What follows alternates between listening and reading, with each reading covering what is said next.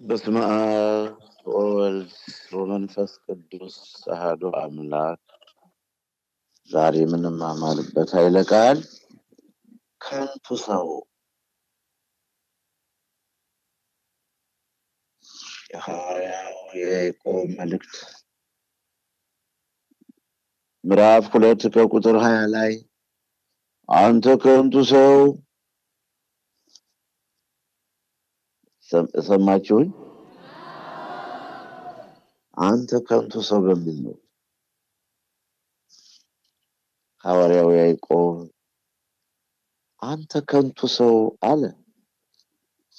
ሲገባ ብለን ከንቱ ማለት ምን ማለት ነው? ከንቱ ማለት ምን የሆነ ሰው ነው ከንቱ የሚባል? ምን ያደረገ ሰው ነው ከንቱ የሚባል? ከንቱን ያዙና የከንቱ ሰዎች ጸባያቸው፣ አሰራራቸው፣ ምግባራቸው፣ አካሄዳቸው፣ ጉዟቸው፣ መንገዳቸው፣ አስተሳሰባቸው፣ በጥቅሉ ህይወታቸው የከንቱ ሰው ህይወት። ከንቱ ሰዎችን አሁን እንመራጣቸው። ከንቱ ሰዎችን ስለ ከንቱ ሰዎች እንረዳ። እኛም ከንቱ እንዳንባል፣ እኛም ከንቱ እንዳንሆን። አንተ ከንቱ ሰው፣ አንተ ከንቱ ሰው፣ ከንቱ ሰው፣ ከንቱ ሰው፣ ከንቱ ሰው። በእውነት ሰውንማ ከንቱ እንዳንለው በተደጋጋሚ ሁልጊዜ በመደነቅ በመገረም በድዳው አንደበቴ በኮልታፋው በዚህ በተብታባው አንደበቴ ሳይገባኝ ግድ ሆኖብኝ ደጋግሜ የምናገረው ሰው ከንቱ አልነበረም። እግዚአብሔር አለ። ስለ ሰው ካነሳው ግዴታ የሰውንን ተፈጥሮ መናገር አለ። ሰውን በመልካችን እንደ ምሳሌያችን እንፍጠር። ታዲያ ይህ እንዴት ከንቱ ይባላል? በእግዚአብሔር መልክ የተፈጠረ ሰው፣ እግዚአብሔር ያከበረው፣ እግዚአብሔር የወደደው፣ እግዚአብሔር የወደደው አክብሮ ከፍጡራን በላይ ከፈጣሪ በታች አክብሮ የፈጠረው ሰው እንዴት ከንቱ ይባላል? ደግሞስ ጌታ የሞተለት ሰው እንዴት ከንቱ ይባላል? መድኃኔዓለም ኢየሱስ ክርስቶስ ከሰማየ ሰማያት ወርዶ ከድንግል ማርያም ተወልዶ በቀራንዮ አደባባይ ከሰማይ ዝቅ ከምድር ከፍ ብሎ የሞተለት ዘፍጥረት ምዕራፍ 1 ከቁጥር 26 27 28 ላይ ሰውን አክብሮ ፈጥሮታል። እግዚአብሔር ሰውን የሕይወት እስትንፋስ እፍ አለበት፣ ሰውም ሕያው ነፍስ ሆነ። ዘፍጥረት ምዕራፍ 2 ቁጥር 7 ላይ ሰውስ ክቡር ነበረ፣ ክብሩን ባለማወቁ ግን እንደ እንስሳ ሆነ።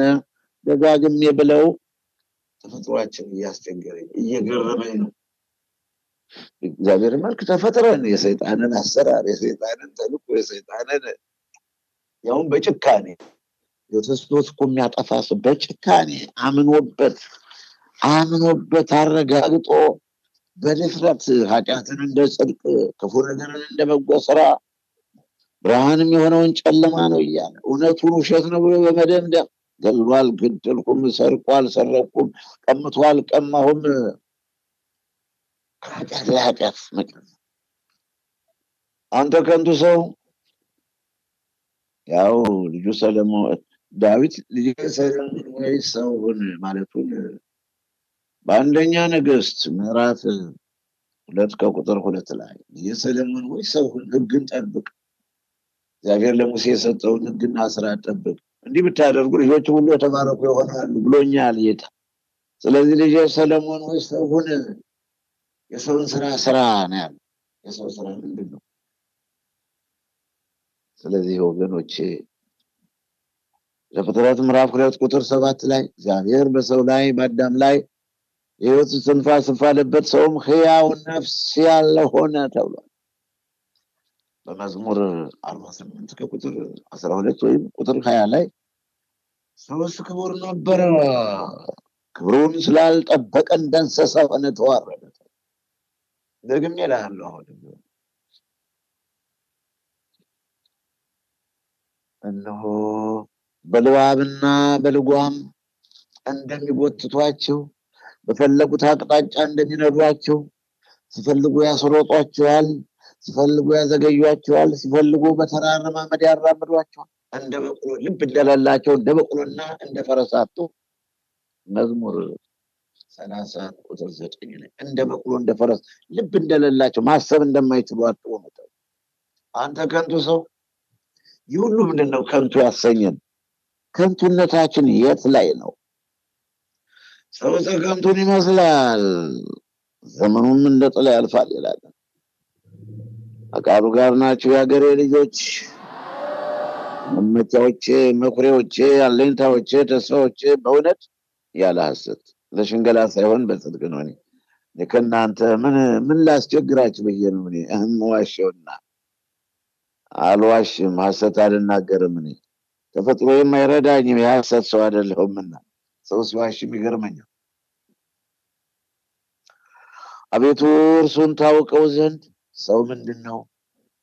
ታስበው ዘንድ ሰው የሰው ልጅ ምንድን ነው? ሰው ከንቱ ነገርን ይመስላል፣ ዘመኑም እንደ ጥላ ያልፋል።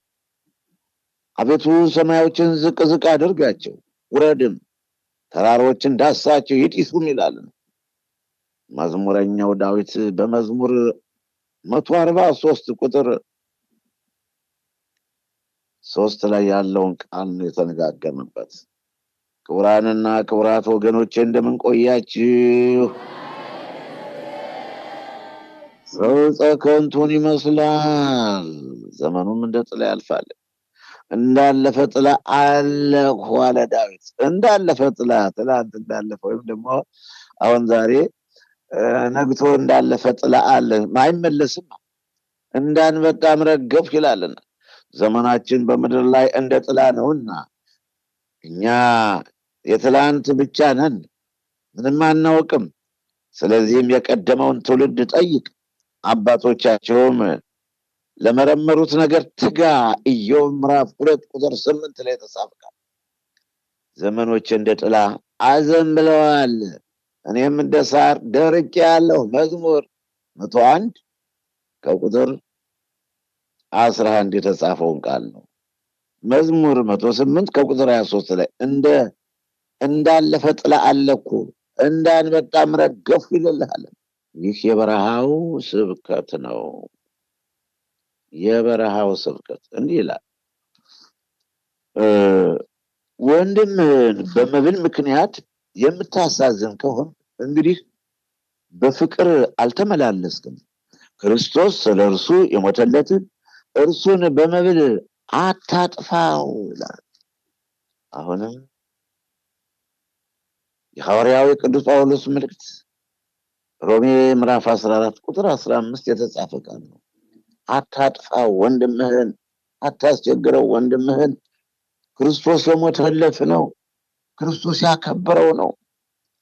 እንግዲህ ለእናንተ ያለው መልካም ነገር አይሰደባው፣ መሰደብ የለበት። የእግዚአብሔር መንግስት ጽድቅና ሰላም በመንፈስ ቅዱስም የሆነ ደስታ ናት እንጂ መብልና መጠጥ አይደለም። አሁንም የሐዋርያው የቅዱስ ጳውሎስ መልእክት ወደ ሮሜ ሰዎች ምዕራፍ 14 ቁጥር 17 ያለውን ቃል ነው የተመለከትነው። የምናፍቃችሁና የምወዳችሁ አክሊሌና ክብሬ ወገኖች፣ ይህ የበረሃው ስብከት ነው። በእናንተ እውቀት ይህ ደካማ ይጠፋልን? እርሱም ክርስቶስ የሞተለት ወንድም ይላል። ደጋገመው ቅዱስ ጳውሎስ። እንዲህም ወንድሞችን እየበደላችሁ ደካማ የሆነውን ሕሊናቸውን እያቆሰላችሁ ክርስቶስን ትበድላላችሁን ይላል ሮሜ በአንደኛ ቆሮንቶስ ምዕራፍ 8 ቁጥር 11 ላይ ነው። ደካማ የሆነ በበሽታ የደከመ፣ በረሃብ የደከመ፣ በጠላት ፈላጻ እየተነደፈ የደከመ፣ በመናፍስት ርኩሳን የተተበተበ፣ በድግም በመተት ያለቀ ሕዝብ ከዚሁ አልፎ ደግሞ ሕሊናቸውን በነገር ፈላጻ በነገር ጦር እየወጋችሁ፣ በነገር ዱላ እየደበደባችሁ፣ በነገር መዶሻ እየቀጠቀጣችሁ ሕሊናቸውን ታቆስላላችሁ። ይህ ነው ማቁሰል ማለት ነው። እጁ የቆሰለ ሰው ሐኪም አለ፣ ባለሙያም አለ። መቼም እንደየአቅሙ ምኑንም ቀብተው ይድናል። እጁ የቆሰለ ሰው ይድናል። እግሩ የቆሰለ ራሱም የተገመሰ ሰው ይድናል። ስለት የወጋው በተለያየ ምክንያት ደግሞ የፈሰሰ ሰው ይድናል። ህሊናው የቆሰለ ሰው በምን ይታከም ይሆን? ዶክተሩ የት ነው ያለ? የህሊናው ለቆሰለው ሰው፣ ህሊናው ለደማ ሰው፣ ህሊናው ለቆሰለ ለሸተተበት ሰው ዶክተሩ የት ይሆን? ባለሙያው ማን ነው? ሐኪሙን የት ነው የምናገኘው? መድኃኒቱ የት ነው የሚገኘው? ህሊናው ለቆሰለ የደከመ ህሊናቸውን እያቆሰላችሁ ክርስቶስ የሞተለትን ሰው ሰውን እንደ ቀላል አትመልከቱት። ሰውን በቀላል ክርስቶስ የሞተለት ነው ሰው ማለት። መድኃኔዓለም ኢየሱስ ክርስቶስ የሞተለት ነው ሰው። ክቡር ነው። መከባበር ይገባናል። ምን ይሆን አንተ ከንቱ ያሰኝበት ምክንያት? ያዕቆብ ለምንድን ነው ሰውን አንተ ከንቱ ሰው ያለው? ሐዋርያው ያዕቆብ በመልእክቱ ምዕራፍ 2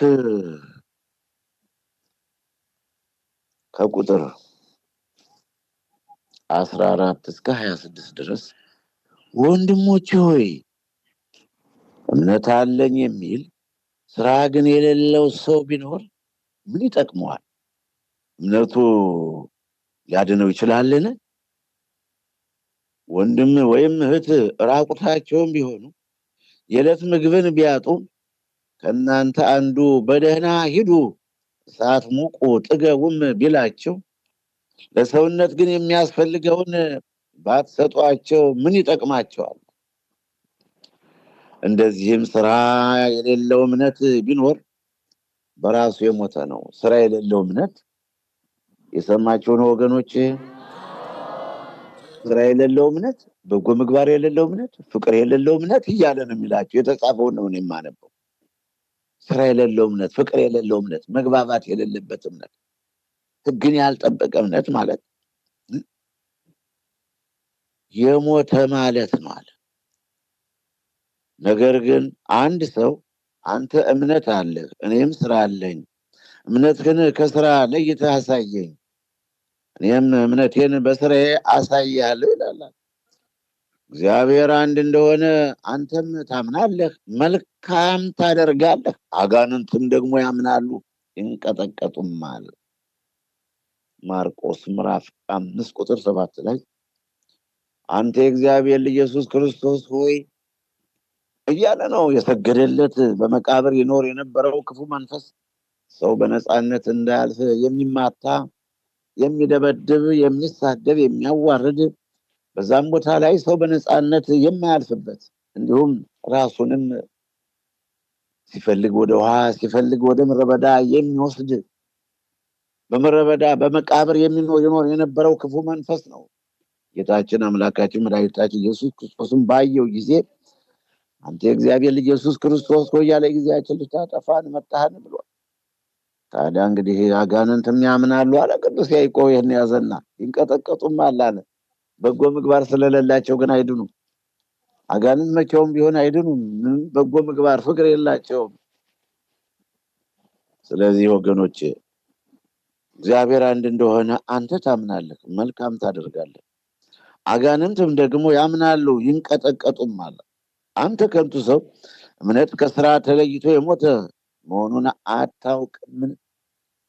እምነት ከስራ ተለይቶ የሞተ መሆኑን ልታውቅ ትወዳለህን? ያዕቆብ ምዕራፍ 2 ከቁጥር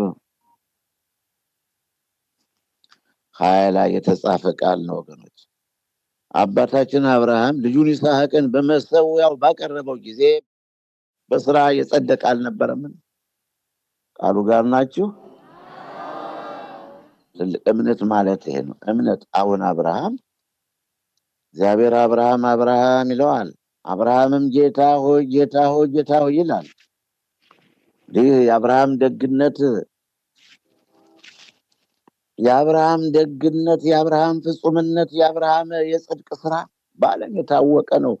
ለማንኛውም ለደጋጎች ነገር ለሰርጉም ለደጋግ ነገር ሁሉ ምሳሌያችን ነው አባታችን አብርሃም ነው።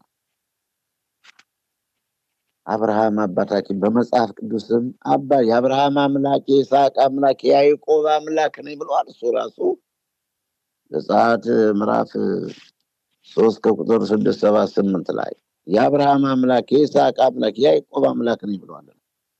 እሱ ራሱ ባለቤቱ ሕያው አምላክ ኃያል ጌታ ነው ይሄን ያለው። ዘጸአት ምዕራፍ 3 ላይ እኔ የአባት አምላክ የአብርሃም አምላክ የይስሐቅ አምላክ የያዕቆብ አምላክ ነኝ አለው። ሙሴም ወደ እግዚአብሔር ያይ ዘንድ ፈርቷልና ፊቱን ሸፈነ። እግዚአብሔርም አለ በግብፅ ያለውን የሕዝቤን መከራ በእውነት አየሁ። ከአስገባሪዎቻቸው የተነሳ ጩኸታቸውን ሰማሁ፣ ስቃያቸውንም አውቄአለሁ። ከግብፃውያን እጅ አድናቸው ዘንድ ከዛችም ሀገር ወተትና ማር ወደምታፈሰው ሀገር ወደ ሰፊቱ ወደ መልካሚቱ ሀገር ወስዳቸው ዘንድ ይላል። ወስዳቸው አወጣቸው ዘንድ ወረድኳል። አሁንም እነሆ የእስራኤል ልጆች ጩኸት ወደ እኔ መጣ። የእስራኤል ልጆች ጩኸት ወደ እኔ መጣ። ግብፃውያን የሚያደርጉባቸው ግፍ ወደ ደግሞ አየኋል። አሁንም ና ሕዝቤን የእስራኤልን ልጆች ከግብፅ ታወጣ ዘንድ ወደ ፈርዖን እልክሃለሁ።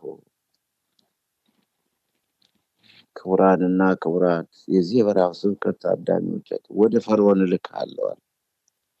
ሙሴም እግዚአብሔርን ወደ ፈርዖን የሚሄድ የእስራኤልን ልጆች ከግብፅ የማወጣ እኔ ማን ነኝ አለ። እርሱም በእውነት እኔ ከአንተ ጋር እሆናለሁ፣ እኔም እንደላኩህ ምልክት ይህ ነው። ሕዝቡን ከግብፅ ባወጣ ጊዜ በዛ ተራራ ላይ ለእግዚአብሔር ትገዛላችኋል። ሙሴም እግዚአብሔርን እነሆ እኔ ወደ እስራኤል ልጆች በወጣሁ ጊዜ የአባቶቻችሁ አምላክ ወደ እናንተ ላከኝ ባልሁ ጊዜ ስሙን ማን ነው ባሉኝ ጊዜ ምን እላቸዋለሁ? እግዚአብሔርም ሙሴን ያለና ለዘላለም የሚኖር እኔ ነኝ፣ እንዲሁም ለእስራኤል ልጆች ያለና የሚኖር ወደ እናንተ የላከኝ ትላቸዋለህ አለው። እግዚአብሔርም ደግሞ ሙሴን አለው የእስራኤል ልጆች እንዲህ ትላለህ፣ የአባቶቻችሁ አምላክ የአብርሃም አምላክ የይስሐቅ አምላክ የያዕቆብ አምላክ እግዚአብሔር ወደ እናንተ ላከኝ። ይህም ለዘላለም ስሜ ነው። ይህ ለዘላለም ስሜ ነው፣ እስከ ልጅ ልጅም ድረስ መታሰቢያ ነው ታለ አብርሃም ይህን ክብር ይህን ጌትነት ከእግዚአብሔር ከፈጣሪ ከመድኃኔዓለም ይህን ቃል አግኝቷል። አግኝቶ ግን ዝም አላለም። አብርሃም እግዚአብሔር አብርሃምን ፈተነው ይላል ዘፍጥረት ምዕራፍ 22 ከቁጥር 1 ላይ እግዚአብሔር አብርሃምን ፈተነው፣ እኔ ወደማሳይህ ተራራ ሂድና በ100 ዓመት የወለድኸውን ይስሐቅን ልጅህን ሰዋልኝ ነበር ያለውና አስቸጋሪ ጥያቄ ነው። ከባድ ጥያቄ ነው ወገኖች። ሂድ ልጅህን ሰዋልኝ። ያውም ደግሞ ዘፍጥረት ምዕራፍ 17 ቁጥር 1 ጀምሮ ፍጹም ሁን እያለ ጀምሮ ከዚህ በኋላ ደግሞ በቁጥር 5 ላይ ስምህ አብርሃም ተብሎ እንዳይጠራ ከዛሬ ጀምሮ ስምህ አብርሃም ይባል እንጂ ይለዋል።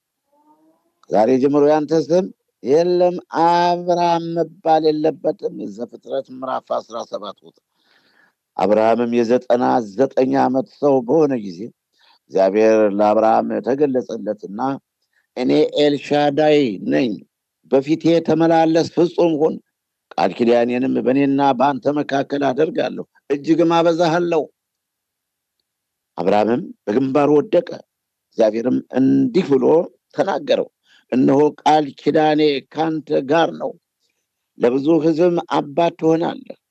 ከዛሬ ጀምሮ እንግዲህ ስምህ አብርሃም ተብሎ አይጠራ፣ ነገር ግን ስምህ አብርሃም ይሆናል፣ ለብዙ አሕዛብ አባት አድርጌሃለሁና እጅግም አበዛሃለሁ፣ ሕዝብም አድርጌሃለሁ፣ ነገስታትም ከአንተ ይወጣሉ ነው ያለው። ዘፍጥረት ምዕራፍ 17 ከቁጥር 1 ጀምሮ ነው። ታዲያ ከፍ ብለን ወደ ቁጥር 17 ስንመለከት ደግሞ እግዚአብሔርም አብርሃምን የሚስትህን የሶራን ስም ሶራ ብለህ አትጥራ፣ ስሟ ሳራ ይሆናል አለ። አበረክታታለሁ፣ ደግሞም ከእርሷ ልጅ እሰጥሃለሁ፣ እባርካታለሁ፣ የአሕዛብ እናት ትሆናለች፣ የአሕዛብ ነገሥታት ከእርሷ ይወጣሉ። አብርሃምም በግንባሩ ወደቀ፣ ሳቀም፣ በልቡም አለ፣ የ100 ዓመት ሰው በውኑ ልጅ ይወልዳልን? 90 ዓመት የሆናት ሳራ ትወልዳለችን? አብርሃምም እግዚአብሔርን እስማኤል በፊት ቢኖር በወደድኩ ነበር አለ። እግዚአብሔርም አለ፣ በእውነት ሚስትህ ሳራ ወንድ ልጅ ትወልዳለች፣ ስሙንም ይስሐቅ ብለህ ትጠራዋለህ። ከእርሱም በኋላ ለዘሩ የዘላለም ቃል ኪዳኔን እንዲሆን ቃል ኪዳኔን ከእርሱ ጋር አቆማለሁ። ስለ እስማኤልም ሰምቻለሁ፣ እነሆ ባርኬዋለሁ፣ ፍሬያማም አድርጌዋለሁ፣ እጅግም አበዛዋለሁ። 12 አለቆችንም ይወልዳል፣ ታላቅም ሕዝብ እንዲሆን አድርጌአለሁ። ቃል ኪዳኔን ግን በሚመጣው ዓመት በዚሁ ጊዜ ሳራ ከምትወልደው ከይስሐቅ ጋር አቆማለሁ። ንግግሩንም ከእርሱ ጋር በፈጸመ ጊዜ እግዚአብሔር ከአብርሃም ተለይቶ ወጣ ይላል። ክብር ምስጋና ለእግዚአብሔር። አሜን በሉ። እንደዚህ ነው። ዝም ብሎ አይደለም እግዚአብሔር አብርሃምን የሚወደው፣ ዝም ብሎ አይደለም። አብርሃምም ደግሞ እግዚአብሔርን የሚወድ ዝም ብሎ አይደለም። አሁን እግዚአብሔርን ዝም ብዬ አይደለም። እርግጥ መወደድ አለበት። አምላካችን በዝናብ አብቅሎ በፀሐይ አብስሎ ይመግበናል። በዚህና ይህን በመሰለ ስራው ሁሉ አምላካችንን እንወደዋለን። አምላካችን ሰው ወዳጅ ነው። ፍቅር ሳቦ ለወልድ ኃያል መንበር ወአብጽሖ እስከ ሞት። እግዚአብሔር ወልድ ወደዚህ ዓለም ያመጣው የሰው ፍቅር ነው። እስከ ሞትም ያደረሰው ሰውን መውደዱ ነው። የበደለ አዳም ያጠፋ አዳም ያጠፋን እኛንን። አምላካችን ግን ስለኛ ሲል ሞትን ተቀበለና አሁን እንግዲህ አብርሃም እንደዚህ ይወደዋል።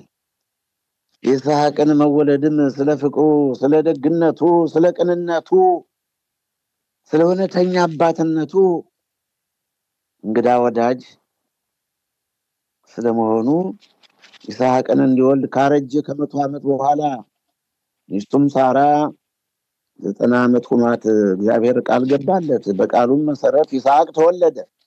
እንዲህ የተወለደውን ይስሐቅን ነው ወደ ተራራ ዝውጣና መስዋዕት አድርግልኝ የሚል ጥያቄ መጣበት።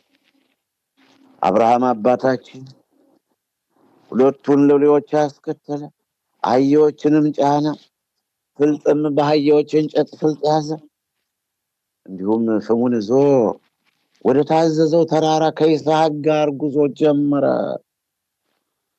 አባታችን አብርሃምም ከልጁ ከይስሐቅ ጋር ቀና ብሎ ተራራውን ሲመለከት 2 ሎሌዎች በዛው ላይ እንዲጸኑ፣ በዛው ባሉበት እንዲቆዩ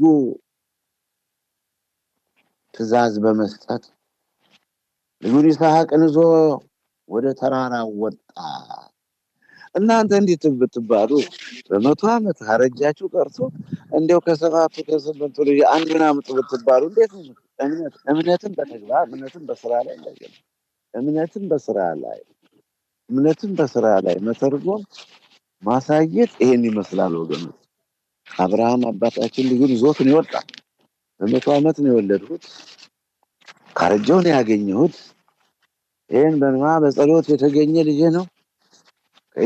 ከይስሐቅ ፍቅር የሚለየኝ የለም አላለም። ወደ ተራራ ውጣ እዞት ወጣ፣ መስዋዕት ያደርግልኛል። ልጁ ይስሐቅ ግን እንዲህ ነበር። አባቴ አብርሃም ሆይ ካራው ተይዟል፣ ቢላዋው ተይዟል፣ ቢላዋው ተይዟል፣ ፍሙም ተይዟል፣ ቢላዋው ተይዟል። የምንሰዋው በጌታ ሌላ ይስሐቅ አልገባውም። ችግሩ ወይም ደግሞ ጉዳዩ እሱን እንደሚመለከት አልተገነዘበም፣ አልገባውም ነበር። አባቴ አብርሃም ሆይ ኧረ በጉ የት አለ ይላል። በጉን እግዚአብሔር ያዘጋጃል ነበር። አብርሃም አባታችን በጉን የሚያዘጋጅ እግዚአብሔር ነው። በጉን የሚያዘጋጀው ሕያው አምላክ ኃያል ጌታ ነው አለ። አባትና ልጅ ጉዞ አሁንም ጉዟቸውን ቀጠሉ። አባትና አብርሃምና ይስሐቅ፣ ይስሐቅና አብርሃም ጉዟቸውን በመንገድ ላይ ነው ያሉት። ከተራራው ሲደርሱ መስዋዕቱን መሰዊያውን አዘጋጀ። መሰዊያውን አዘጋጅቶ ልጁን ይስሐቅን ሊሰዋው በልጁ በይስሐቅ ላይ አብርሃም አባታችን ሰይፍ መዘዘበት። እግዚአብሔርም አብርሃም አብርሃም አብርሃም ሆይ አለው። እነሆ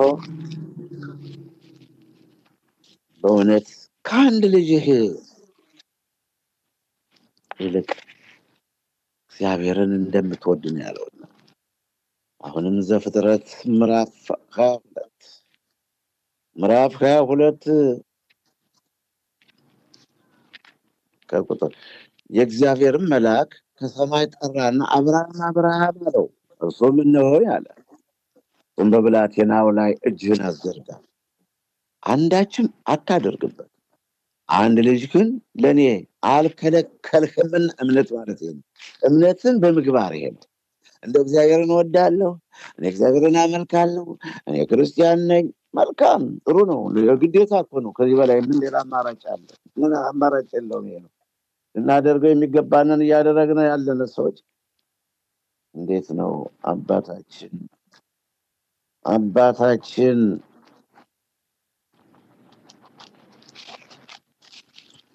ወንጌላዊ ሉቃስ በወንጌለ መንግስት እንደጻፈ በሉቃስ ወንጌል ምዕራፍ 17 ቁጥር 10 ላይ በምትሰሩ ስራ ሁሉ ልናደርገው የሚገባንን አድርገናል በሉ እንጂ በምትሰሩ ስራ ሁሉ አትመኩ ይላል። ልናደርገው የሚገባንን ስራ አደረግን። መልካም ስራ ስትሰሩ፣ እንግዳ ስትቀበሉ፣ ስትጾሙ፣ ስትጸልዩ፣ ስትሰግዱ፣ ፍቅርን በተግባር ስትፈጽሙ፣ እናት አባትን ስታከብሩ፣ ከማህበረሰቡ ጋር በሰላም ስትኖሩ፣ ሰርታችሁ ስራችሁ ሲባረክ፣ ከስርቆት፣ ከተንኮል፣ ደም ከማፍሰስ፣ ከግፍ፣ ጉቦ ከመቀበል ራሳችሁን ከልክላችሁ በፍቅር በሰላም ሕግን ጠብቃችሁ ስትኖሩ ልናደርገው የሚገባውን አደረግን በሉ እንጂ ሌላ ከሰማይ የወረደ ስራ እንደሰራችሁ አትደነቁ። ልናደርገው የሚገባውን ነገር ማድረግ ያለብን ጉዳይ ነው እና ወገኖቼ አብርሃም አብርሃም ሆይ አለው። እነሆኝ አለ አብርሃም። እነሆ በልጅ በይስሐቅ ላይ አንዳች ነገር እናደርጋለን። አሁንም አንድ ልጅ ግን ለእኔ አልከለከልከኝም። እግዚአብሔርን የምትፈራ እንደሆንህ አሁን አውቄአለሁ አለ። አብርሃምም ዓይኑን አነሳ፣ በኋላውም እነሆ አንድ በግ በዱር ቀንዶቹ በዕፀ ሳቤቅ ተይዞ አየ። አብርሃምም ሄደ፣ በጉንም ወሰደው፣ በልጁም ፈንታ መስዋዕት አድርጎ ሰዋው። አብርሃምም ያንን ቦታ ያህዌ ይርኤ ብሎ ጠራው። እስከ ዛሬም ድረስ በእግዚአብሔር ተራራ ይታያል። እስከ ዛሬም ድረስ በእግዚአብሔር ተራራ ይታያል ይባላል። የእግዚአብሔር መልአክ አብርሃምን ከሰማይ ሁለተኛ ጊዜ አብርሃም አብርሃም ብሎ ጠራው። እንዲሁም አለው፣ እግዚአብሔር በራሴ ማልሁ ይላል፣ ይህን ነገር አድርገሃልና አንድ ልጅህንም አልከለከልክምና በእውነት በረከትን እባርክሃለሁ፣ ዘርህንም እንደ ሰማይ ከዋክብትና በባህር ዳር እንዳለ አሸዋም አበዛዋለሁ። ዘርህም የጠላቶችን ደጅ ይወርሳል። የምድር አሕዛብ ሁሉ በዘርህ ይባረካሉ፣ ቃሌን ሰምተሃልና።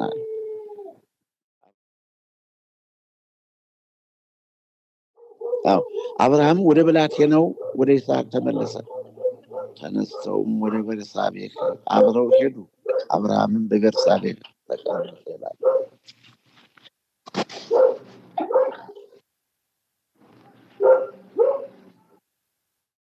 እንዴት ቆያችሁ ወገኖች? ይህ ነው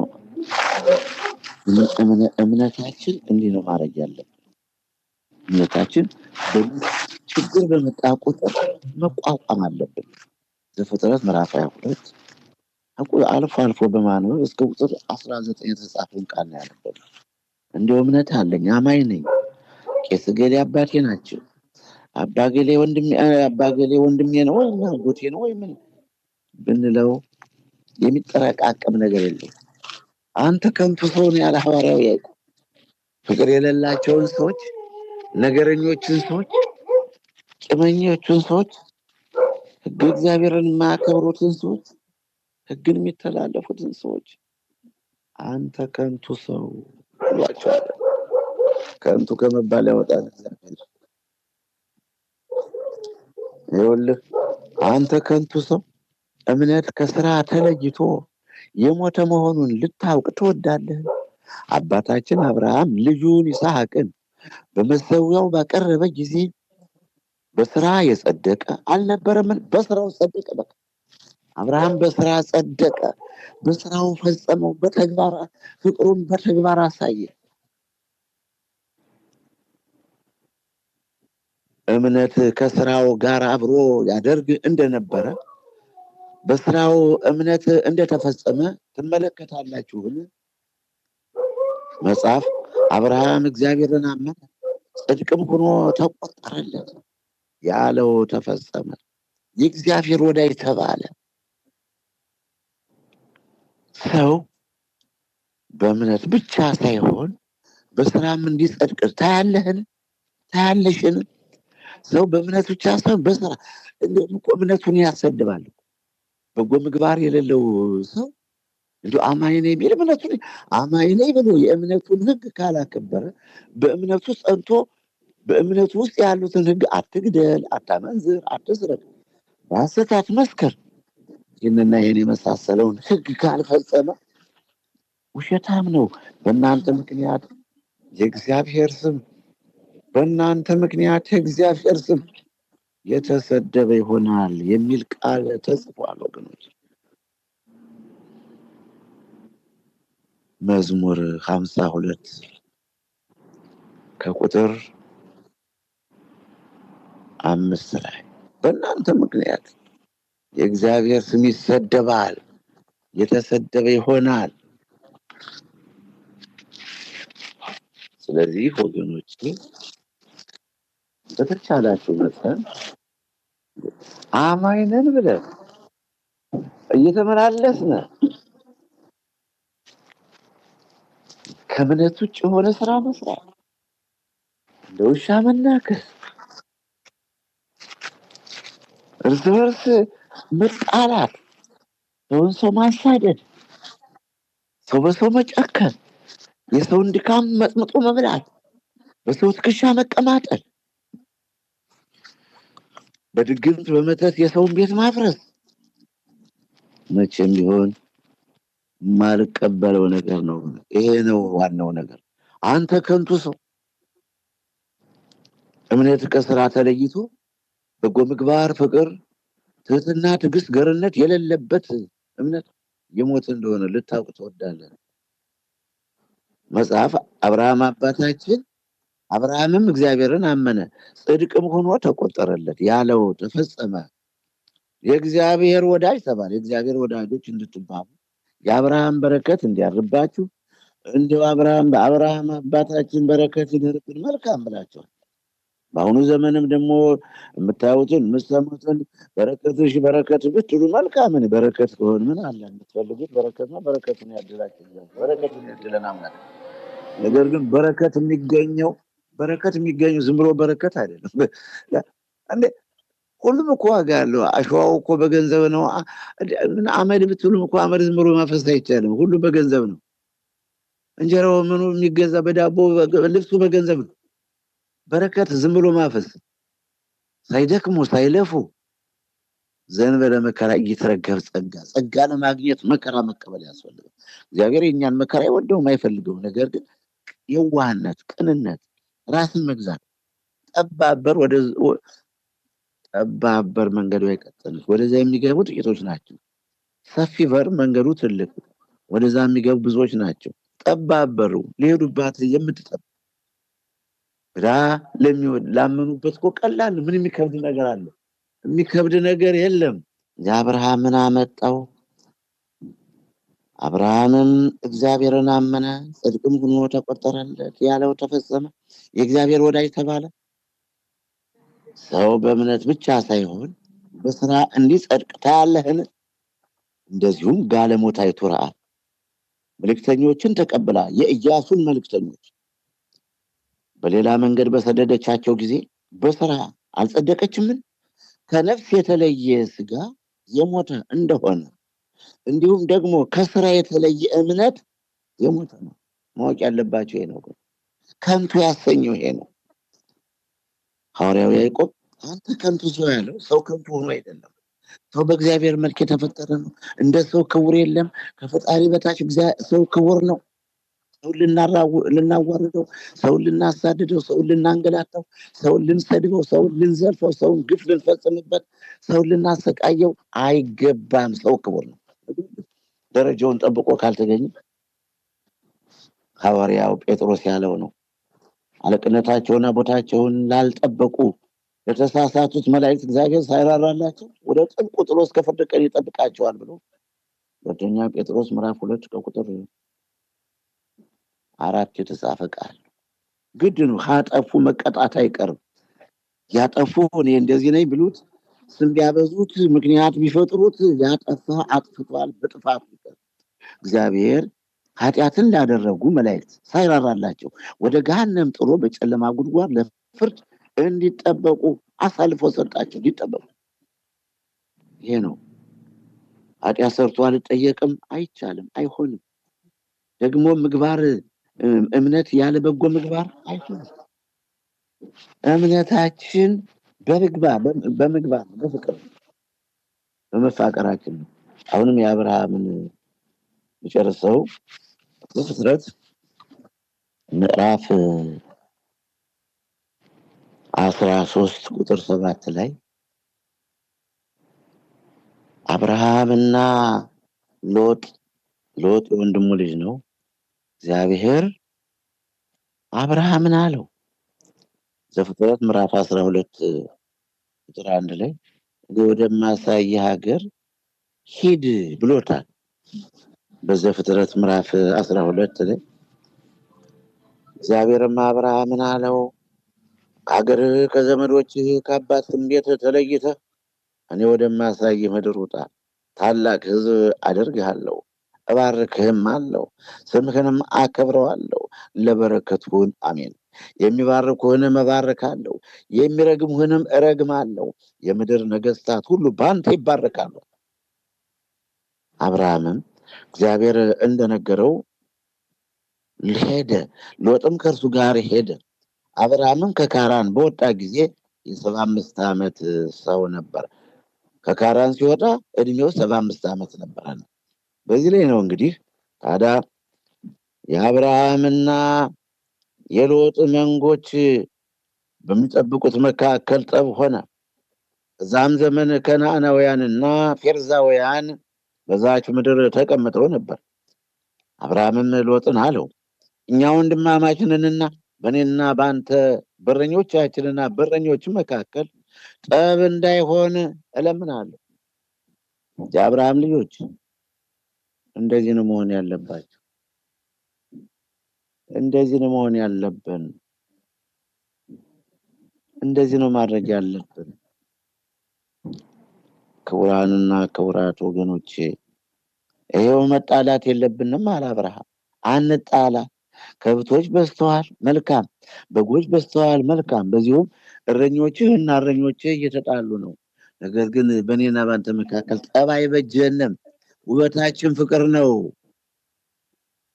ሰላም ነው፣ አንድነት ነው፣ አብሮ መስራትና አብሮ መብላት ነው። መጣላት የለብንም አለና አብርሃም በአባትነቱ ወንድሙን ይስሐቅን መከረው። ይህንንም ብሎ ዝም አላለም። ለዚሁም መፍትሄ ፈጠረለት። አብርሃምም ሎጥን አለው እኛ ወንድማማች ነንና በእኔና በአንተ በረኞችና በረኞች መካከል ጠብ እንዳይሆን እለምንሃለሁ። ምድር ሁሉ በፊትህ አይደለችምን? ምድር ሁሉ በፊታችሁ አይደለችምን? አሁንም እኮ ምድር ሁሉ በፊታችን ናት እኮ። በምስራቅ ለሚሄድ በምዕራብ ለሚሄድ በሰሜን ለሚሄድ በደቡብ ለሚሄድ ወገኖቼ ሆይ ሰውን በተወለደበት ሀገር መፈታተን፣ ሰውን በስደት ሀገር መፈታተን፣ ሰውን አግብቶ በሄደበት፣ ሰውን ለስራ በሄደበት፣ ሰውን ለትምህርት በሄደበት፣ ሰው በድንገት እንደው ጠላት አሳዶት መረሻ ብሎ በሄደበት ሁሉ የፈተና መጨመር፣ ከግፍ ላይ ግፍ መፈጸም፣ ይሄ አለመታደል ነው። ምድር ሁሉ በፊትህ ናት። ተስማምቶ መኖር ይቻላል። ካልሆነም ደግሞ እየለቀቁ መሄድ የማይፈልጉትን ሰው አላይም ለማለት ለቆ መሄድ ይቻላል። ሰውን ልቀቅ፣ ሰውን ተሰደድ፣ ሰውን ገደል ግባ፣ ሰውን በድሉ እንዳይጠቀም፣ በዘመኑ ሰርቶ እንዳያልፍ፣ ቤተሰቡን እንዳይመራ፣ ድህነትን እንዳያሸንፍ፣ ኑሮውን እንዳያሻሻል፣ ተመስገን ብሎ ፈጣሪውን አመስግኖ እንዳይኖር እንዲህ ይኸው ምድር ሁሉ በፊትህ ናት። ምድር ሁሉ በፊትህ አይደለችምን? ከኔ ትለይ ዘንድ እለምንሃለሁ። አንተ ግራውን ብትወስድ ልብ አድርጉ። ለክፎች ሁሉ ተመልከሉ። የምትጣሉ ሰዎች፣ ጠብ የምትገጥሙ ሰዎች፣ ነገር የምትገጥሙ ሰዎች፣ ሰውን የምታሳድዱ ሰዎች አንተ ግራውን ብትወስድ እኔ ወደ ቀኝ እሄዳለሁ፣ አንተም ቀኙን ብትወስድ እኔ ወደ ግራ እሄዳለሁ። ሎጥም ዓይኑን አነሳ፣ በዮርዳኖስም ዙሪያ ያለውን ሀገር ሁሉ ውሃ የሞላበትን መሆኑን አየ። እግዚአብሔርም ሰዶምንና ገሞራን ከማጥፋቱ አስቀድሞ እስከ ዞዓር ድረስ እንደ እግዚአብሔር ገነት በግብፅ ምድር አምሳል ነበረ። ሎጥም በዮርዳኖስ ዙሪያ ያለውን ሀገር ሁሉ መረጠ። ሎጥም ወደ ምስራቅ ተጓዘ። አንዱም ከሌላው እርስ በርሳቸው ተለያዩ። እንዲህ ከመጣላት መለያየት፣ መጣላት አብሮ ተቀምጦ መተራቆስ፣ መፋጀት፣ መለያየት፣ እርስ በርሳቸው ተለያዩ። አብርሃም በከነዓን ምድር ተቀመጠ። ሎጥም በአገሩ ሜዳ ባሉት ከተሞች ተቀመጠ። እስከ ሰዶምም ድረስ ድንኳኑን አዘዋወረ። የሰዶም ሰዎች ግን ክፉዎችና በእግዚአብሔር ፊት እጅግ ኃጢአተኞች ነበሩ ይላል። እንግዲህ ሎጥ ያንን የመረጠው ይህም ሁሉ አላየም። ያው ከብቶቹ የሚሰማሩበትን የለመለመውን ሳር፣ የጠራውን ውሃ፣ መልካም ሩዋ፣ ተፈጥሯ ገነት፣ ኤደን ገነት መምሰሏን አየ። የሰዎችን ክፋት አላየም። መቼም የዚህ ዓለም ነገር ተሟልቶ አይገኝምና መጨረሻው እንዲህ ሆኗል። የሶዶምና የገሞራ ፍጻሜም እንዲያ። ነገር ግን እግዚአብሔር ሰዶምና ገሞራን ባጠፋ ጊዜ ሎጥን አሰበው ይላል ዘፍጥረት ምዕራፍ 19 ከቁጥር 26 27 28 29 ላይ ሎጥን አውጥቶታል። መቼም በአብርሃም ጸሎት፣ በአብርሃም ራሱ በሎጡም ደግነት እንደው ቅዱስ ጴጥሮስ እንዳለው ሁለተኛ ጴጥሮስ ምዕራፍ 2 ቁጥር 6 እና 7 ላይ ሎጥ ደግሞ ጻድቅ ነፍሱን በሰዶምና በገሞራ በኃጢአተኛ በክፋታቸው በክፉ ስራቸው ጻድቅ ነፍሱን እያስመረረ ይኖር ነበርና እግዚአብሔር ታዲያ ሎጥን ወደ ዞዓር አውጥቶ ሰዶምና ገሞራን ካጠፋ ዛሬም እኛን ከክፉ ሰዎች ለይቶ እንደሚያወጣን አንጠራጠርም እያለ ቅዱስ ጴጥሮስ ነው የጻፈው። እንግዲህ አብርሃም ምንድነው መጣላት የለብንም፣ ፍቅሩን በተግባር ፈጸመው። እግዚአብሔር አብርሃምን ይወደዋል፣ አብርሃምን እግዚአብሔርን ይወደዋል። ታዲያ አንድ ልጁን አሳልፎ ሰጠ። የምናመልከው እንደዚህ ነው፣ የምናምነው እንደዚህ ነው። ገንዘብን እየወደዱ እግዚአብሔር አንድ ሰው ለሁለት ጌቶች አይገዛም ይላል። አንድ ሰው ለሁለት ጌቶችን አያከብርም። አንድ ሰው ለሁለት ጌቶች አይታዘዝም። አንዱን ይንቃል፣ አንዱን ያከብራል። አንዱን ይወዳል፣ አንዱን ይጠላል። ለአንዱ ይታዘዛል፣ አንዱን እምቢ ይላል። በማቴዎስ ወንጌል ምዕራፍ 6 ቁጥር 24 የተጻፈ ቃል ነው። አንድ ሰው ለሁለት ጌቶች ምንጊዜም ለአንድ መታዘዝ አቅቶታል። አንዱን እየካደ፣ አንዱን እያጭበረበረ፣ አንዱን እያሳደደ፣ አንዱን እየገደለ፣ አንዱን ጌታውን፣ አንዱን አለቃውን ማክበር ምቹ ቦታና ምቹ ጊዜ ሲፈልግ ይውላል። አለቃውን ለማጥፋት፣ ባሏን ወይም ሚስቱን ለማጥፋት እንኳን ለሁለት ጌታ መገዛት የማያደለው ነው ማለት እንደ ሰውንን አሁን ሰውን ሁሉ ሁለቱም ሆነ ሶስት ለማስደሰት እኛን አስደስቶ ያን አስደስቶ ያንን ይህ መታደል ነው። አንድን ሰው ማስደሰት አቅቶ ራሱን መግዛት ያቃተው አንተ ከንቱ ሰው ከቃሉ ጋር ናቸው ወገኖቼ። አደራ ከንቱ እንዳትሆኑ ነው የምለምናችሁ። ከንቱ መባል የለብንም። ከንቱነትን አርቁት። ትምህርቴን ላጠቃልል ነኝ ልደምድመውና እኔ ለራሴ ደስ እያለኝ ነው። ሰው ባለው ይሰለፋል። እኔ ያቅሜን ከተፍጨረጨርኩ ፊደል አማርኛ አረፍተ ነገር ስመርጥ አልውልም። ይህን እንግዲህ ለእኔ የተሰጠኝ ይሄ ነው። ምንድን ነው ያለ ቅዱስ ጳውሎስ እኔን ለማጥመቅ አላከኝም፣ አጥማቂም አይደለሁም፣ ግን እንድሰብክ ነው ያለበት አለ። በአንደኛ ቆሮንቶስ ምዕራፍ 17 ላይ እኔ ለመስበክ ላስተማር ነው የላከኝ ይላል ቅዱስ ጳውሎስ። በዚህም በእውነት በሚያስደንቅ ሁኔታ ቅዱስ ጳውሎስ ያስተምራልና እና እንዲህ ይላል እንግዲህ የከንቱነትን ነገር ከንቱነት በሰዎችና በመላእክት ልሳን ብናገር ፍቅር ግን ከሌለኝ እንደሚጮህ ናስ ወይም እንደሚንሿሿ ጸናጽል ሆኛለሁ ይላል የሐዋርያው ቅዱስ ጳውሎስ መልእክት በአንደኛ ቆሮንቶስ ምዕራፍ 13 ቁጥር 1 ላይ እንደ ጸናጽል ሆኛለሁ፣ እንደ ናስ እንደሚጮህ ናስ ሆኛለሁ። ፍቅር ከሌለኝ ከንቱ ነኝ። የሰማችሁኝ ነው? አንተ ከንቱ ሰው ርዕሳችን ይሄ ነው ወገኔ ርዕሳችን ይሄ ነው። ከንቱ ሰው ፍቅር የሌለህ ማትስማማ ህዝብ፣ እርስ እናት አባትን አታከብር፣ ወንድም እህት አትከባበሩ፣ ባልና ሚስት በስንት ስልክ ተደውሎ ደብዳቤው ሽማግሌ ተልኮ ትጋቡና ወይ እንደኔ ሆኖ መኖር ነው። ሐዋርያው ቅዱስ ጳውሎስ በአንደኛ ቆሮንቶስ ምዕራፍ 7 ቁጥር 1 እና ቁጥር 7 ላይ ሰው ሁሉ እንደኔ ሆኖ ቢኖር መልካም ነው፣ ባያገባ ማለት ነው። ካለዛ ደግሞ መስማማት ነው። ምንድን ነው የሚያነታርካቸው? ባልና ሚስት እናት አባት የማያውቀውን ሚስጥር በአንድ ላይ ለዘመናት እየኖራችሁ 20 ዓመት የቆረቡትም ቆርበው 30 ዓመት ያስቆጠሩትም መናከስ ሆነ ነው። ኧረ ከንቱነት ነው ወገኖች። አንተ ከንቱ ሰው ይላል። እኔ እናንተን ልገስጽ አይደለም። እኔ በእናንተ ፊት መናገር ወድጄ ግድ ስለ ጠብን እንደው አርቁት የሚጣላ ሰው በፍጹም አልቀበለውም። የሰው ሰውነት የሰው ህሊና እየቆሰለ ሕክምና የማይደረግለት የማይታጠብ መድኃኒት የማይቀባው ውስጡ ህሊናው እናት የለው አባት የለው ወይም እናት አባት ቢኖር አይረዱት እንዲህ ብቻውን ተጥመዝምዞ ኖራል። በድግምቱ በመተቱ እንደገና ደግሞ በነገር በምላስ እንምተው። አቤት ኤርምያስን በምላስ እንምተው ይሉ ነበር። እያገላበጡ ምላስ መስደብ፣ ማዋረድ። እንዲህ አይነቱ ነገር አትደግፉት። ከእንዲህ አይነቱ ጋር አብራችሁ አትቁሙ። ከእንዲህ አይነቱ ጋር አትተባበሩ። እንዲህ አይነት ሰዎች እግዚአብሔርን መንግስት አይወርሱ፣ ወደ እግዚአብሔር መንግስት አይገቡበት። ክርስቶስ የሞተለትን ሰው እያሳደዱ ያንተ የምታሳድደኝ ናዝሬቱ ኢየሱስ ነኝ በማለት የሐዋርያት ሥራ ምዕራፍ 9 ቁጥር 4 ላይ ሳውል ለምን ታሳድደኛለህ? ጌታ ሆይ አንተ ማሳድደኝ አንተ ማን ነህ? አንተ የምታሳድደኝ የናዝሬቱ ኢየሱስ ነኝ ብሏል። የደማስቆ ክርስቲያኖች ማለት ኢየሱስ ክርስቶስ ማለት እግዚአብሔር ጌታ ማለት ገማልያልም እንጂ ይሄ ጠብ ከእግዚአብሔር ጋር ሲሆን እግዚአብሔርን እየተጣላችሁ እንዳይሆን፣ እግዚአብሔርን እየካዳችሁ እንዳይሆን ገማልያል የሐዋርያት ሥራ ምዕራፍ 5 ቁጥር 35 36 37 38 የአይሁድ ሊቃቸው መምህራቸው የአይሁድን ሽማግሌዎችና ሊቃነ ካህናትን ሰብስቦ ለምን ነው ሐዋርያትን የምታሳድዱ? ለምን ነው የምትገርፏቸው? ለምን ነው በአደባባይ የምትጎትቷቸው? ለምን ነው በምኩራብ የምታሰቃዩቸው?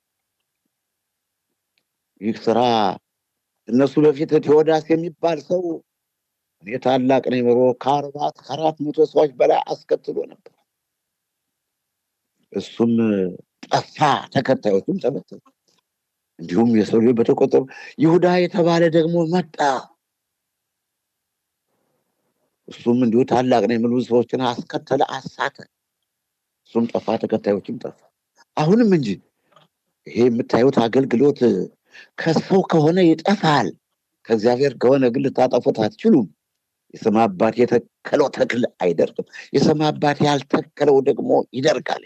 ማቴዎስ ምዕራፍ 15 ቁጥር 13 14 ኖ ውርውርን ቢመራው ተያይዘው ገደል ይገባሉ የሚልም አለበት።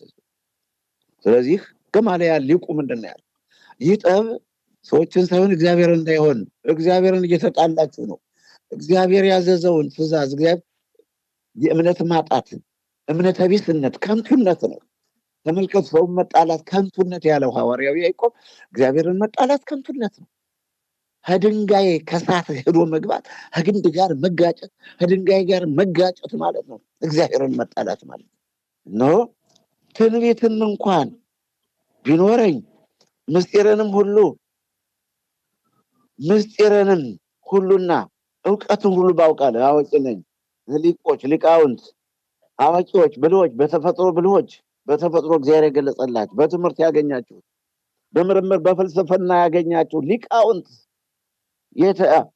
ይህ ሁሉ ቢኖር አለ ተራሮችን እስካፈልስ ድረስ ማለት ደግሞ ተራራውን አሁን እሱ ተራራ ውስጥ ነው ያላችሁ። ቀና ብለህ አንተ ተራራ ተነሳ ስትሉት እስኪነሳላችሁ ድረስ እምነት ቢኖራችሁ፣ የሰናፍጭ ቅንጣት የምታህል እምነት ቢኖራችሁ ተራራውን ተነስ ብትሉት ይሆንላችኋል ተብሎ ተጽፏል በማቴዎስ ወንጌል ምዕራፍ 21 ከቁጥር 19 20 እና 21 ላይ፣ በማቴዎስ ወንጌል ምዕራፍ 17 ቁጥር 20 እና 21 ላይ ተራራውን ተነስ ብትሉት ይሆንላችኋል የሚል እምነት አለ። ጳውሎስም ያመጣው ይሄንን ነው።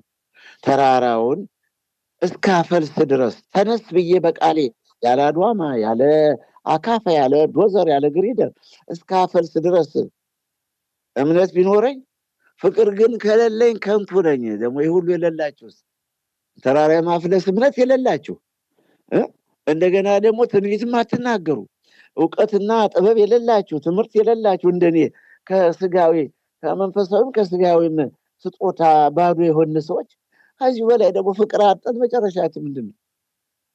እንዲያው ትንሽ እንኳን እንደ ዋስትና የሚሆን ነገር አንድ በጎ ነገር ሳይኖርን መከራከሪያ እነዛው ፍቅር አጠን እንደ ውሻ መነካከስ፣ እንደ አራዊት መባላት። አውሬው እንኳን አውሬውን አይበለውም። አንበሶች አሁን አንበሳውን አይነኩትም። ድኩለውን ያገኘ እንደው ቦሩን ያገኘ እንደው ጎሹን ሌላውን ነገር ያገኘ እንደው ይበላል። ነብሩም እንደዚህ ነብሩን ነብር አይበላውም። ጅቡም እንደዚህ ሌላ የተለየ ነገር ካገኙ እንጂ ጅቡን ጅብ አይበላውም። አውሬውን አውሬ ይበለው። ምናፍቃችሁና የምወዳችሁ ግን የበረሃው ስብከት ነው። ቃሉ ጋር ናችሁ? ቃሉ ጋር ናችሁ? አደረ የጥብቅ ነው። ከንቱ ሰው፣ አንተ ከንቱ ሰው፣ አንቺ ከንቱ ሰው፣ እናንተ ከንቱ ሰዎች፣ ነገረኞች፣ ቂመኞች፣ ተንኮለኞች፣ ተሳዳቢዎች፣ ስም አጥፊዎች፣ አሳዳጆች፣ በድግምት በመተት ሰውን የምታሳድዱ፣ አሻቅባቸው ማየት አንገታችሁን የነቃነቃች ሰው የምታዋርዱ፣ አንተ ከንቱ ሰው፣ ቂም የያዛችሁ፣ ያውም እኮ በሌለው ይሆናል እኮ ቂሙም እኮ እንዲያው በእውነት ተበድሎስ ቂም መች ስጋ ለብሶ ኧረ እንዲያው ምን የማያቀያይመው ለምን በላሁ፣ ለምን ጠጣሁ፣ ለምን ለበስኩ፣ ለምን ተፈወስኩ፣ ለምን ተፈውስ የዳነበትን ቦታ ያዳነውን እግዚአብሔርን መጻጉዕ አይደለም ጌታን በጥፊ የመታው እንዴ? በዕለተ ዓርብ መጻጉዕ 38 ዘመን በሽተኛ የነበረ ሰው ጌታን በሊቃውንቱ በሊቃነ ካህናት ቀርቦ ጌታን በጥፊ መቶታል። ይሄ ነው የኛ ውለታ።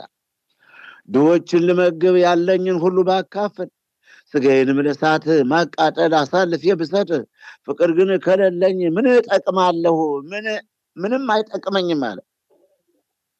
ፍቅር ይታገሳል፣ ቸርነትንም ያደርጋል። ፍቅር አይቀናም፣ ፍቅር አይመካም፣ አይታበይም፣ የማይገባውንም አያደርግም፣ የራሱንም አይፈልግም፣ አይበሳጭም፣ በደልንም አይቆጥርም። ከእውነት ጋር ደስ ይለዋል እንጂ ስላመፃ ደስ አይለውም ማለት ከእውነት ጋር የሰማችሁ ነው። ከእውነት ጋር ደስ ይለዋል እንጂ ፍቅር ያለው ሰው ፍቅር ራሱ ከእውነት ጋር እወቀውም አትወቀውም የአገርህ ልጅም ይሁን ባይድም ይሁን ዘመድም ይሁን ከእውነት ከሆነው ጋር ደስ ይለዋል። ከእውነት ጋር ደስ ይለዋል እንጂ ስላመፃ ደስ አይለውም። ሁሉን ይታገሳል፣ ሁሉን ያምናል፣ ሁሉን ተስፋ ያደርጋል። አሁን እኔ ሁላችሁ አክሊሌና ክብሬ እላችኋለሁ። ሁሉን ያምናል ማለት እሱ ውስጥ አሁን ምን እንዳለ ምን አውቄ ነው? አክሊሌና ክብሬ፣ የእግዚአብሔር በጎች፣ የእግዚአብሔር ከብቶች፣ የእግዚአብሔር መንጋዎች፣ ቅዱስ ሕዝብ እላችኋለሁ። ሁሉን ያምናል። ሁሉ ይሄ ነው ፍቅር ማለት። እየመረጥክማ የሀገሬ ሰው ነው በቀበሌ በጎጥ የምትከፋፍል ከሆነ በአውራጃ በክልል የምትከፋፍል ከሆነ ይህ የክርስትና ጸባይ የእምነት ጉዳይ አይደለም። ይህ ስጋ ጉዳይ ነው። ሁሉን ይታገሳል፣ ሁሉን ያምናል፣ ሁሉን ተስፋ ያደርጋል፣ ሁሉን ተስፋ ያደርጋል፣ በሁሉም ይጸናል። ፍቅር ለዘወትር አይወድቅም። ትንቢት ቢሆን ግን ይሻራል። ቅድም ያልነው ትንቢት ቢኖረኝ ይሻራል። ልሳኖች ቢሆኑ ግን ይቀራሉ። እውቀትም ቢሆን ይሻራል። እውቀት ያላቸው ሰዎች ይሻራል። ዘላለም እንዳወቁ አይኖሩም። ወይ ይጠፋዋል፣ ወይ ያረጃል፣ ወይ ይሞታል። እውቀቱም ያው ነው፣ ትንቢቱም ያው ነው። ፍጹም የሆነ ሲመጣ ግን ከእውቀት ከፍለን እናውቃለን፣ ከትንቢትም ከፍለን እናገራለን። ፍጹም የሆነው ሲመጣ ግን ተከፍሎ የነበረው ይሻራል አለ። ልጅ ሳለሁ እንደ ልጅ እናገር ነበር፣ እንደ ልጅም አስብ ነበር፣ እንደ ልጅም እቆጥር ነበር። ጎልማሳ ሁኜ ግን የልጅነትን ጠባይ ሽሬአለሁ። ዛሬስ በመስተዋት በድንግዝግዝ እንደምናይ ነን። በዛን ጊዜ ግን ፊት ለፊት እናያለን። ዛሬስ ከእውቀት ከፍዬ አውቃለሁ። በዛን ጊዜ ግን እኔ ደግሞ እንደ ታወቅ አውቃለሁ። እንዲህም ከሆነ እምነት፣ ተስፋ፣ ፍቅር እነዚህ ጸንተው ይኖራሉ። ከነዚህ ሁሉ የሚበልጠው ግን ፍቅር ነው። ወቅታችን አጠቃለን። ከንቱ ሰው፣ አንቺ ከንቱ ሰው፣ እናንተ ከንቱ ሰዎች የምትሰዳደቡ፣ የምትጣሉ፣ የምትጨቃጨቁ፣ የምትዙ አፈር ትቢያ የምንሆን ነገ ቀናት የኛ ሰው ከንቱን ይመስላል እና ታዲያ እስከ መቼ ልንኖር ነው ምንጣል? አደራችሁ ወላጆቻችሁን አክብሩ። አደራችሁ እግዚአብሔርን ፍሩት። አደራችሁ በእምነታችሁ ጽኑ። አደራ ለሰው ክብር ስጡ። ሰው ክቡር ነው በተፈጥሮ። ሰው ክቡር ስለሆነ መከባበር ግዴታችን ነው። መከባበር ይጠበቅብናል ወገኖች። አደራ እላችኋለሁ፣ ተከባበሩ። አንተ ከንቱ ሰው አለ ያዕቆብ። እምነት አለኝ የሚል ሰው፣ አማኝ ነኝ የሚል ሰው ፍቅር የሌለው ውሸታም ነው፣ ከንቱ ነው። ገንዘብን የሚወድ ውሸታም ነው። ለሰው ክብር የማይሰጥ፣ ለሰው ክብር የሌለው ሰው ውሸታም ነው። ስለዚህ ነው የተማማርነው። ገብቷችኋል ወይ? የዛሬው ትምህርት ልቦና ይስጠን እግዚአብሔር አምላካችን። ስላደመጣችሁኝ አመሰግናለሁ። ርዕሳችን አንተ ከንቱ ሰው፣ ያዕቆብ ምዕራፍ 2 ከቁጥር 20 ላይ ያስተማረን የመከረን የገሰጸን አምላክ የተመሰገነ ይሁን። አሜን።